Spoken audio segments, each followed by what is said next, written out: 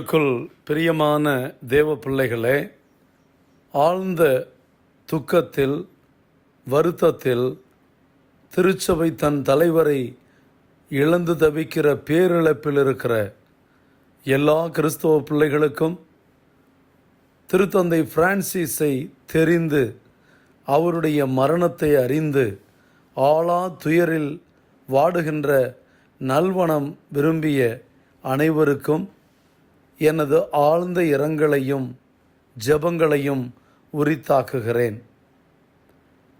ஆடம்பரத்தையும் ஆரவாரத்தையும் சுய விளம்பரத்தையும் விரும்பும் இன்றைய குருக்கள், ஆயர்கள், துறவிகள் மத்தியில் சுய உதவி குழுக்கள், கூட்டுறவு சங்கங்கள், அரசியல் சார்ந்த இயக்கங்கள், அமைப்புகள், பெண்கள் முன்னேற்ற அமைப்புகள் எல்லாவற்றையும் ஆதரித்து அதில் இணைந்து இறங்கி போராடிய ஒரு குரு, ஆயர் மக்கள் அறிந்ததுண்டா?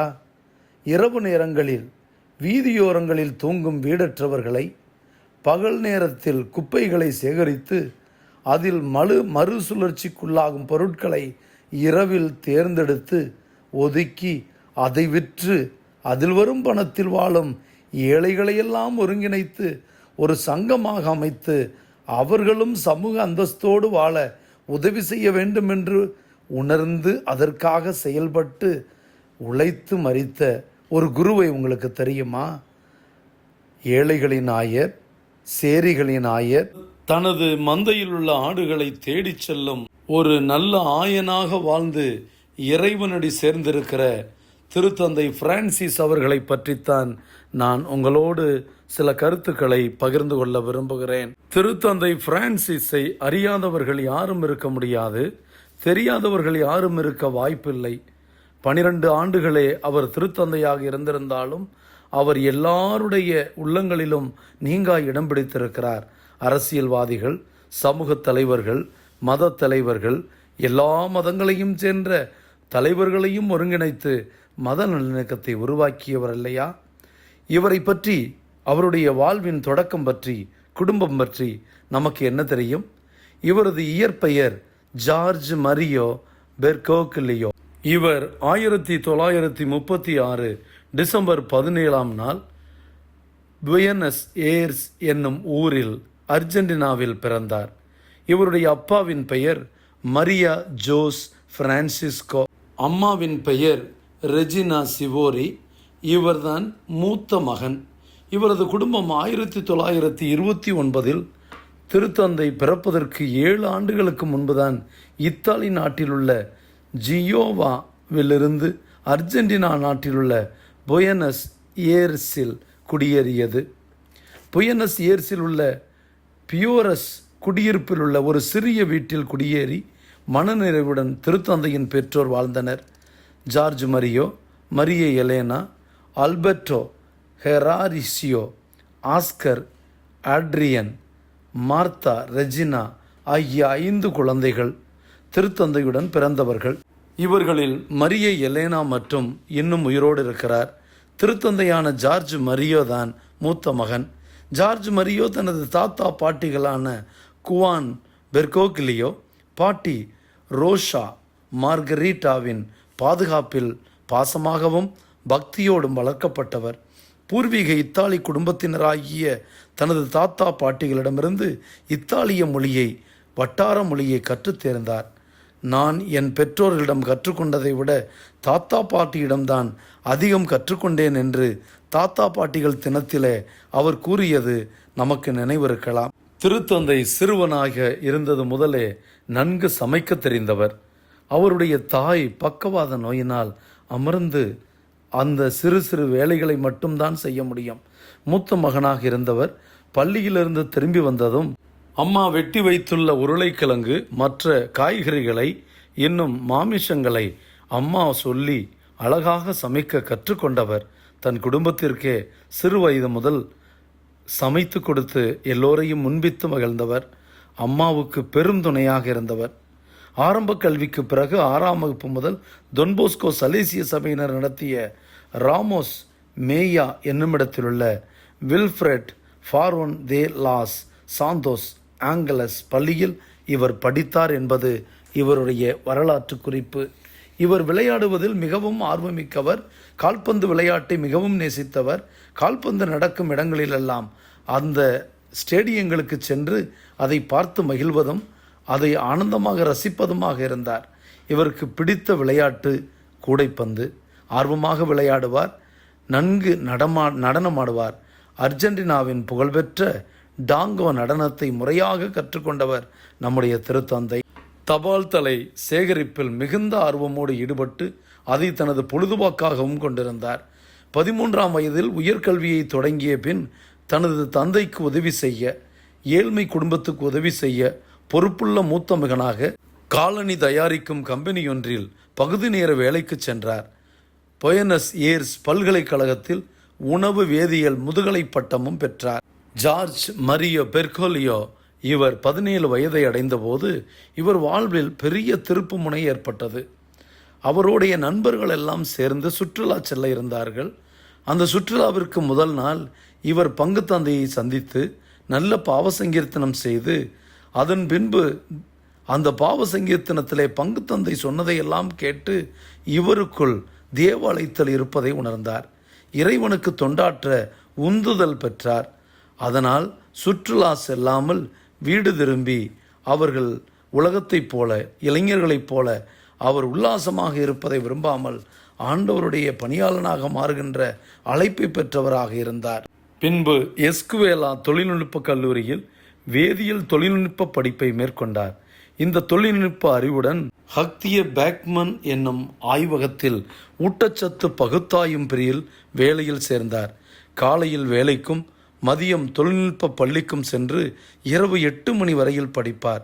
இவரது ஆசிரியை எஸ்தர் பெலஸ்டினோ தேகரகாவின் பாசமுள்ள மாணவராகவும் எடுத்துக்காட்டான மாணவராகவும் திருத்தந்தை படிக்கும் காலத்தில் விளங்கினார் என்று அவர் கூறியதை நான் இங்கு நினைவு கூற விரும்புகிறேன். 21 வயதில் கடுமையான நிமோனியாவிற்கு உள்ளானார். இவரது வலது பக்க நுரையீரலானது பாதிக்கப்பட்டு நுரையீரலில் 2 கட்டிகள் இருக்க இவர் அறுவை சிகிச்சைக்கு உள்ளாகி மருத்துவமனையில் மிகவும் வேதனைப்பட்டார். சகோதரி டொலோரஸ் இவரை சந்தித்து இவருக்கு ஆறுதல் கூறி இவருக்கு ஆற்றல் படுத்தி கடவுளுடைய உடனிருப்பை உணரச் செய்தார். 1958 மார்ச் 11 இவர் இயேசு சபையில் சேர்ந்தார். பொயனஸ் ஏர்ஸில் உள்ள மறைமாவட்ட குறுமடம் வில்லா டிவோட்டாவில் படித்து சிலி நாட்டில் சென்று அவர் மானுடவியல் படிப்பையும் முடித்தார். 1963 மீண்டும் அர்ஜென்டினா திரும்பியவர் மெய்யியல் படித்தார். ஜான் மிகேல் உள்ள குறுமடத்தில் இறையியல் முடித்து 1969 டிசம்பர் 13ஆம் தேதி குருவாக திருநிலைப்படுத்தப்பட்டார். ஜார்ஜ் மரியோ பெர்கோலியோ இவர் 4:30 மணிக்கு அதிகாலையில் எழுந்து அவர் ஜெபத்தில் தன் நேரத்தை செலவிடுவார். தினந்தோறும் காலையில் 2 மணி நேரம் நற்கருணை ஆராதனையுடன் திருப்பலி காண்பார். இந்த நற்கருணை ஆராதனை அனுபவமே இவரது குருத்துவ வாழ்விலும் ஆயராக திருத்தந்தையாக பணியாற்ற காலத்திலும் பாங்குள்ள, பிரியமுள்ள, இரக்கமுள்ள தந்தையாக இவர் செயல்பட தூண்டியது என்று கூறியிருக்கிறார். 1972 73 வரை நவத்துறவிகளின் வழிநடத்துனராகவும் 1973 36 வயதில் இயேசு சபையின் அர்ஜென்டினிய மாநில தலைவராகவும் பெரும் பங்காற்றினார். 2 பருவங்கள் பணிபுரிந்துள்ளார். 1973 முதல் 77 வரை 6 ஆண்டுகள் மாநில தலைவராக பணியாற்றி அந்த மாநில தலைவராக இயேசு சபையில் இருந்த எல்லா ஒழுங்கினங்களையும் கட்டுப்பாடற்ற தன்மைகளையும் மாற்றினார். இதனால் பலரிடம் கெட்ட பெயரும் எடுத்துக்கொண்டார். சர்வாதிகாரி என்றும் இவரை சொன்னார்கள். 1980 86 வரை குருமட பேராசிரியராகவும் அதிபராகவும் பணியாற்றி கொண்டே ஜான் மிகேல் ஆலய பங்கு தந்தையாகவும் பணியாற்றினார். பதவியை விட பணிக்கே முக்கியத்துவம் என்று வாழ்ந்தார். இவர் ஜெர்மன் மொழி கற்று பிராங்க்ஃபோர்ட்டில் புனித ஜார்ஜ் கல்லூரியில் இறையியல் படிப்பை தொடர்ந்தார். அர்ஜென்டினா இயேசு சபையின் மாநில தலைவராக 2 முறை இருந்து பதவியிலே இருந்து பணியாற்றிய பின் ஆன்ம ஆலோசகராக இவரை தொடர்ந்து வந்த சபை தலைவர்கள் இவரை பழிவாங்கும் வண்ணம் பணியாற்ற அமர்த்தினார்கள். அதையும் மனநிறைவுடன் பணிபுரிந்தார். இந்த ஆன்ம ஆலோசகராக பணிபுரிந்த நேரத்தில்தான் இயேசு சபையினரால் புறக்கணிக்கப்பட்டு ஆன்ம ஆலோசகராக இருக்கிறோமே என்று அவர் கவலைப்படவில்லை. இந்த நேரத்தில்தான் இறைவனுடைய கரம் செயல்பட்டது. அர்ஜென்டினா நாட்டின் திருத்தந்தையின் திருத்தூதராக இருந்த ஒபால்டோ கலப்ரேசியின் பரிவும் அவருடைய கனிவுள்ள பார்வையும் ஜார்ஜ் மரியோ பெர்கோலியம் மீது பட்டது. இதனால் இவரை அவர் பொயனஸ் ஏர்ஸின் துணை ஆயராக உயர்த்த திட்டமிட்டார். 1992 உயர் ஆயராக இவர் மாற்றப்பட்டார். ஆயராக மாறியவர் கருணையால் என்னை தேர்ந்தெடுத்தார், கருணையால் என்னை கடவுள் கண்ணோக்கினார் என்று கருணையால் என்னை தேர்ந்தார் என்ற விருது வாக்கை தன்னுடைய ஆயர் பணிக்கு ஏற்றார். 1997 புயனஸ் ஏர்ஸ் பேராயரானார். 18 ஆண்டுகள் சேரிகளின் ஆயர் என்ற பெயரோடு இவர் தெய்வீக பணியாற்றினார் என்பது அர்ஜென்டினா மக்கள் அனைவருக்கும் தெரியும். தாழ்ச்சி நிறைந்த ஆயராக ஆயர் இல்லத்தின் ஆடம்பர அணிகங்களை எல்லாம் அறவே தவிர்த்தார். பேராயரான பின்பும் முதன்மை குருவாக அவர் வாழ்ந்த அறையையே பயன்படுத்தினார். அறையில் மரக்கட்டிலும் தாத்தா பாட்டி தனக்கு தந்த பாடுபட்ட சுருவம் மட்டுமே அவரிடம் இருந்தது. கடுமையான குளிர் நிலவும் அந்த நாட்டில் வாழ்ந்த ஜார்ஜ் மரியோ பெர்கோலியோ இப்பொழுது பேராயராக இருந்தும் தன்னுடைய அறையில் அவர் குளிர் சாதனத்தையோ அல்லது வெப்பமூட்டி சாதனத்தையோ அவர் பயன்படுத்தவில்லை என்பது குறிப்பிடத்தக்கது. வெப்பம் வசதியையும் அவர் பயன்படுத்தவில்லை. ஒரு சிறிய அறையை தனது ஜெபக்கூடமாகவும் அவரது ஒரே ஆடம்பரம் அவருடைய நூலகமாகவே இருந்தது. அலங்கரிக்கப்பட்ட பேராயர் அலுவலகத்தை பயன்படுத்தாமல் தனது படுக்கை அறைக்கு பக்கத்தில் இருந்த சிறிய அறையை தனது அலுவலகமாக பயன்படுத்தினார். தனது செயலறை, தனது சந்திப்பு திட்டங்களை அமைக்க அவர் அனுமதிக்காமல் தனது டைரியை தன்னோடு எடுத்து சென்று தான் செல்லுகின்ற இடங்களுக்கும் யாங்கெல்லாம் போக வேண்டுமோ அதையெல்லாம் தானே குறித்து கொண்டு நிறைவேற்றினார். 2001 பிப்ரவரி 21 திருத்தந்தை 2ஆம் அருள் சின்னப்பரால் கர்தினாலாக இவர் உயர்த்தப்பட்டார். கர்தினால் மரிய ஜார்ஜ் பெர்கோலியோ அவர்கள் நன்கு அறியப்பட்டவராகவும் எல்லார் மத்தியிலும் மதிப்பு மரியாதை மிக்கவராகவும் படிப்படியாக உலகளவில் உயர்ந்தார்.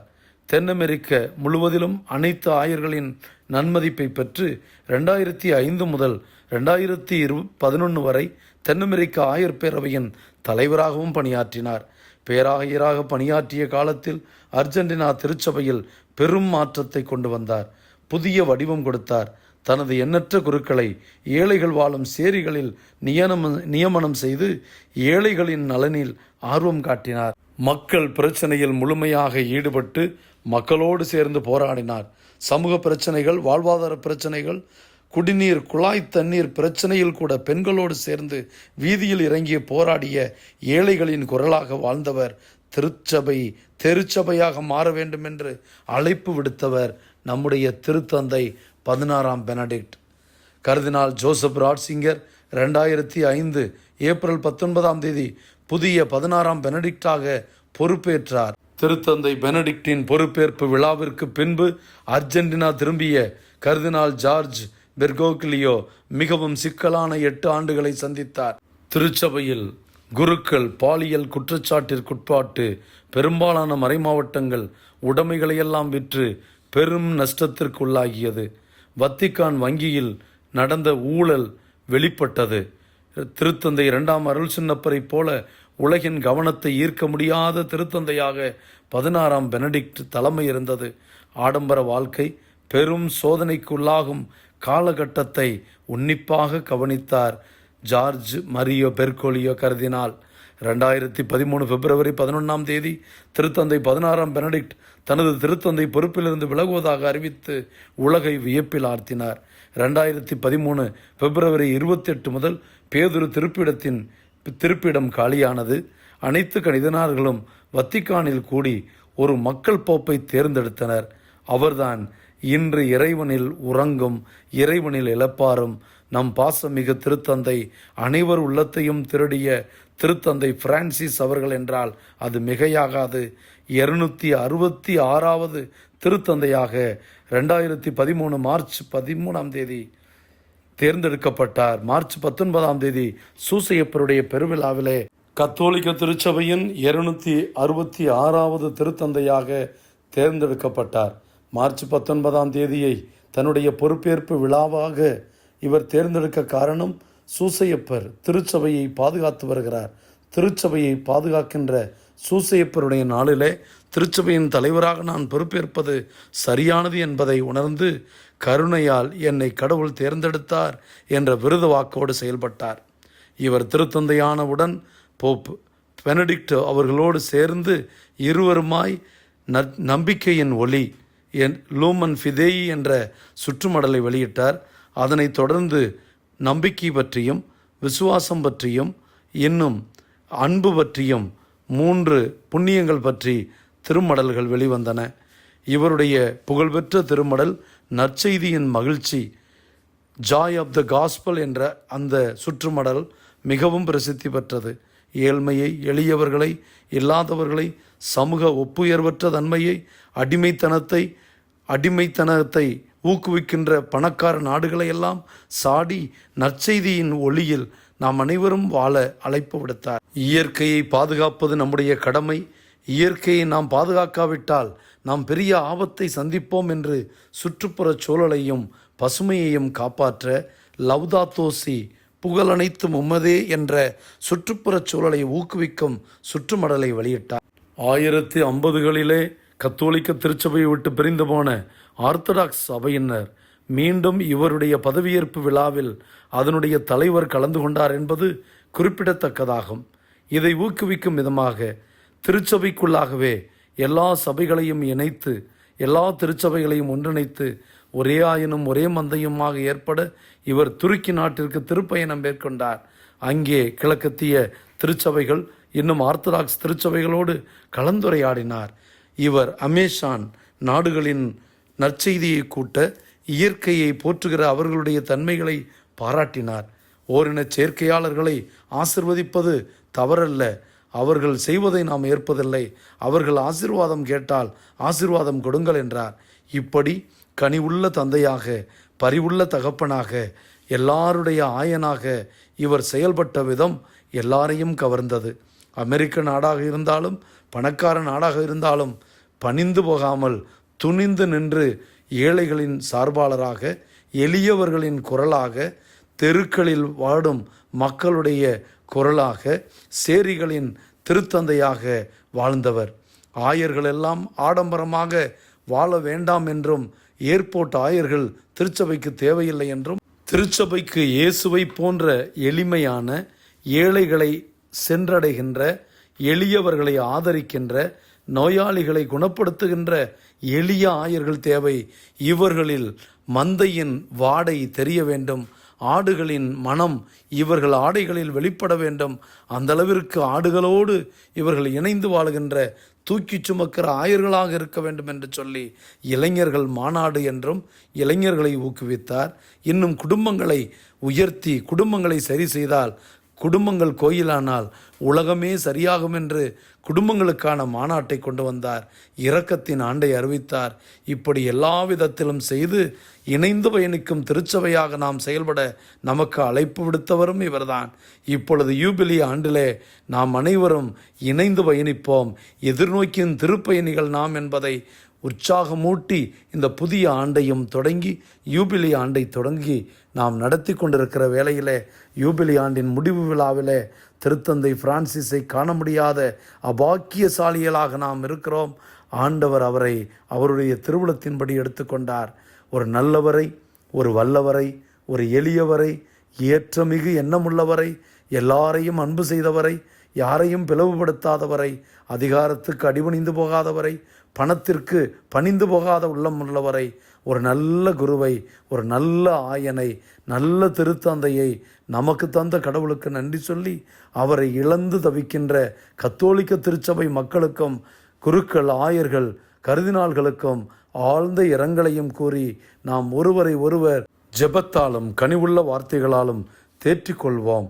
அதே வேளையிலே திருச்சபைக்கு வானக தந்தை பரிவுள்ள தன் அன்பு மகன் இயேசுவைப் போல 267வது திருத்தந்தையை ஒரு மக்களின் திருத்தந்தையாக, ஏழைகளின் திருத்தந்தையாக, ஏன் ஆசிய நாட்டிலே அதிகமாக நற்செய்தி பணி பரவுகிற, அதிக கிறிஸ்தவர்களை கொண்டிருக்கிற ஆப்பிரிக்க நாட்டிலே, ஆசிய நாட்டிலே ஆண்டவருக்கு பிரியமான ஒருவர் ஒரு கருதினால் திருத்தந்தையாக வர நாம் நம்பிக்கையோடு ஆழ்ந்த விசுவாசத்தோடு காத்திருப்போம், ஜெபிப்போம். ஆண்டவர் கத்தோலிக்க திருச்சபையில் எல்லா சபைகளையும் மீண்டும் ஒன்று கூட்டி திருச்சபையின் தலைவராக ராயப்பருடைய பிரதிநிதியாக இருக்கிற திருத்தந்தையோடு இணைந்து பயணிக்கிற ஒரு திருச்சபையாக அனைத்து கிறிஸ்தவர்களும் ஒன்றுபடவும், கிறிஸ்துவை அறியாதவர்கள் கத்தோலிக்க திருச்சபைக்குள் வந்து இயேசுவை அறிந்து இயேசுவே ஆண்டவர் என அறிக்கையிடவும் அனைவரும் உருக்கமாக ஜெபிப்போம்.